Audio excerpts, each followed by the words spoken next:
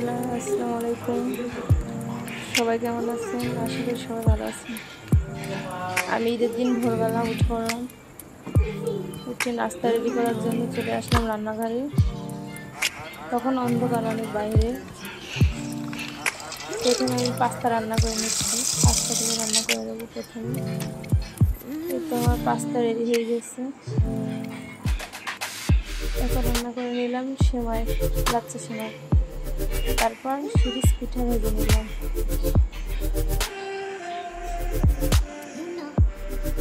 Series পিঠা ভাজা হয়ে গেছে, প্রায় অল্প কিছু আছে।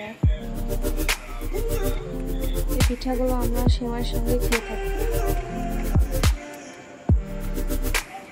পিঠা ভাজা হয়ে গেছে। এখন আমার সকালবেলা ঈদের নামাজের আগে সেমাই পিঠা এগুলো খেয়ে যায় আমাদের দিকে। এগুলো রেডি করা হয়ে গেছে। বাদ বাকি রান্না পরে করবো আর কি। এর নাস্তাগুলো রেডি করছে।